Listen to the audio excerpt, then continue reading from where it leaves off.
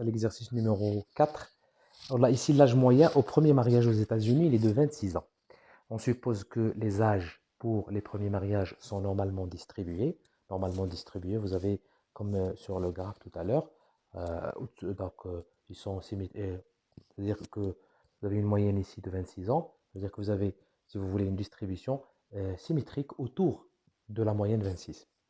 Alors, écart type de 4 ans. Première question, quelle est la probabilité qu'une personne qui se marie pour la première fois soit âgée de moins de 3 ans? Alors, on cherche ici un X, d'accord? Et cet X-là va être quoi?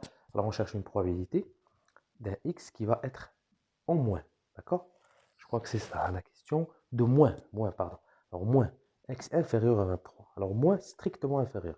Alors, ça va être quoi? Changement de variable, d'accord? Tout simplement.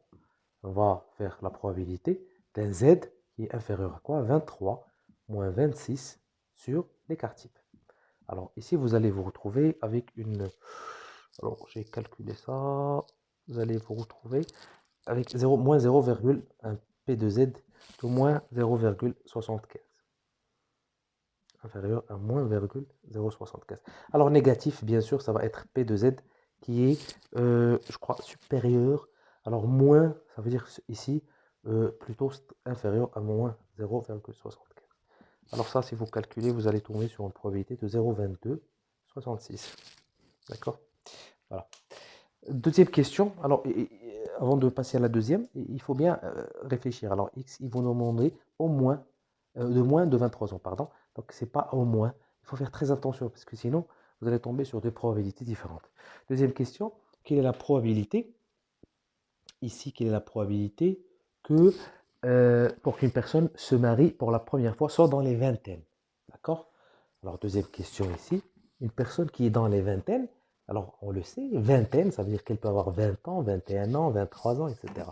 On est en train de chercher une probabilité d'un X, alors supérieur ou égal à 20, bien sûr, 19 ans, on n'est pas dans les vingtaines, mais ici c'est le plus important. Alors, on va aller jusqu'à où pour 20 ans? Alors, c'est pas 29 ans, alors c'est 30 ans, d'accord? Mais strictement inférieur à 30. Parce qu'on peut avoir 29 ans et 12 mois, et on est toujours dans les vingtaines. Très important ça. Si vous ne faites pas ça, vous allez tomber sur une probabilité différente. D'accord? Parce qu'on va voir, on calcule le Z. Alors c'est équivalent à quoi? Un Z avec un changement de variable. Alors ici, c'est 20 moins 26 sur l'écart type.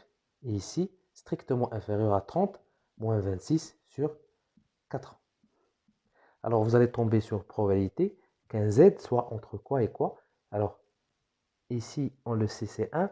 4 sur 4, ça fait 1. Mais pour l'autre, ça va être quoi? Un moins 1,5, je crois, oui. Alors, moins 1,5. Alors, bien sûr, si vous calculez, vous allez tomber sur une probabilité de 0,7745. Alors, le plus important, c'était les vingtaines.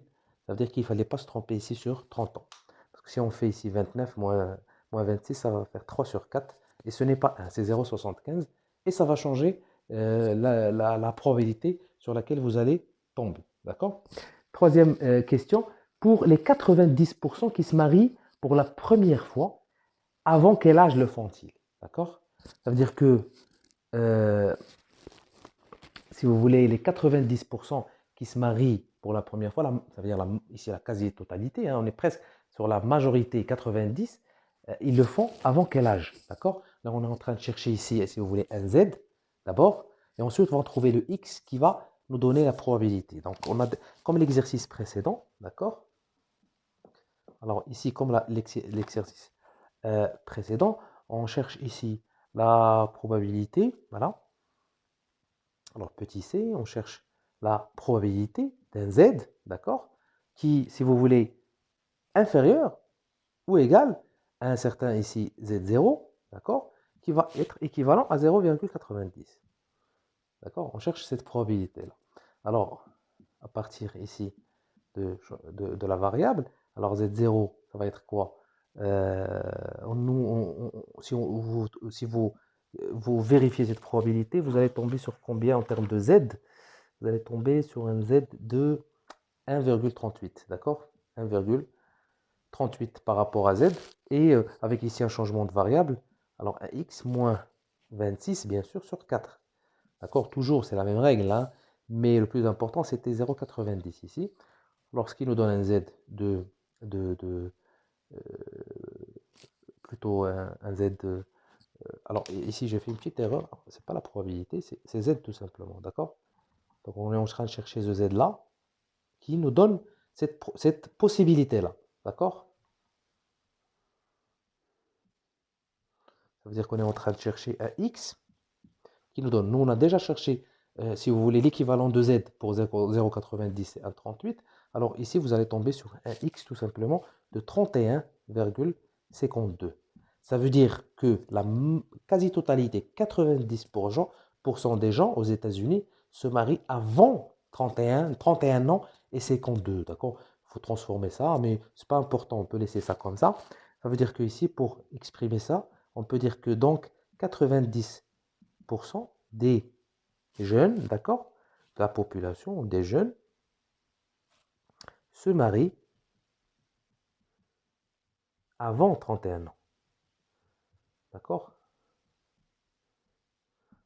Et les 10% qui restent, d'accord, les 10%, ils se marient au-delà de 31 ans. D'accord? Donc je pense qu'on a terminé cet exercice numéro 4.